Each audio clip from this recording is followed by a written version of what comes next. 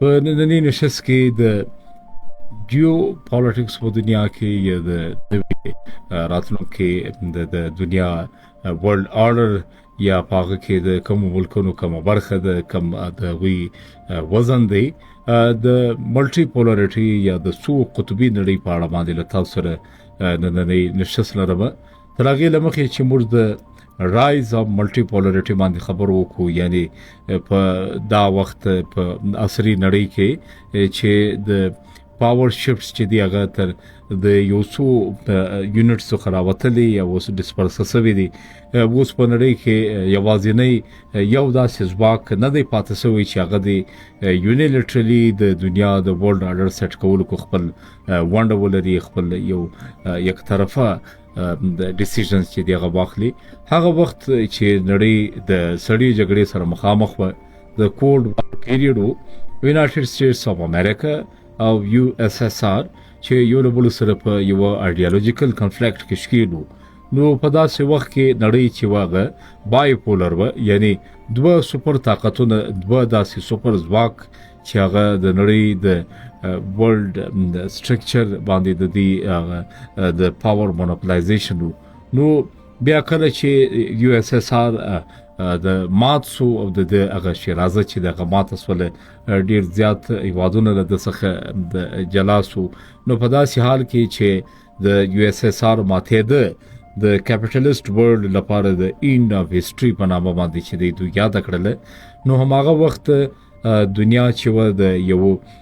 یونی پولر ورلد په توګه باندې یعنی د یونایټډ سټیټس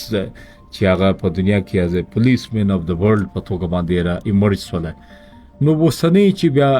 کوم ډاینامیکس دی یا نوې پاور شفټس چې دی هغه سوي دي نو اوس دنیا نه یونی پولر ده او نه بای پولر ده بلکې څو قطبي ده ملټي پولر ورلد ده یو خاطر یونایټډ سټیټس او د سره په سیالي کې چاینا راشیا او بلکې چې کوم د ریجنل پاورز دي داغو هم یو ریجنل انفلوئنس او داغو هم یو اثر او نفوذ چې دی زیات شوی دی اوس نړۍ چې په مختلفو فیلډز کو داسې ګلوبلایز شوی دی داسې یو بل ته نزدېکت راغلی چې یو هیواد کولای نشي چې خپل یک طرفه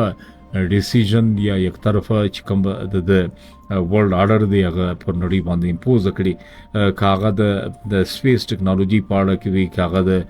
پینډیمکس په مت کې وی کاغه دغه رنګ د ارتفیشل انټيليجنس نو چې داسې شیرډ ګراوند چې دی هغه مخ ته راغلي دي چې یو هیواد په یک یوازي چې دی هغه د ونډه یا د کنټریبیوشن چې دی هغه زیات پاتې کېدلای نشي بلکې د نور هیوادونو له طرفه د دې ته ډیپندنسي وي اوسنۍ دنیا کې یقینا په مختلفو ګراوندز کو رایولریز دي سیالي دي په د سپیس کمپټیشن څخه راوخلي بیا تر سمندرونو پوري او هم دا غنګه د ټیکنالوژي د کوانټم کمپیوټینګ د ارتفیشل انټيليجنس د سایبر وارفیر د هایبریډ وارفیر یا د کلچرل هیجمنی لپاره ملکونه په مختلفو کوششونو کې روان دي خو ضروری ده چې ملکونه یو بل سره د ټرست د لارې د میوچوال انډرستانډینګ یا د یو بل سره د نیګوشیشنز د لارې د خبرو اترو د لارې د تعلقاتو ته وده ورکړي او نړۍ د ملټری کنفلیکټ څخه ډډه وکړي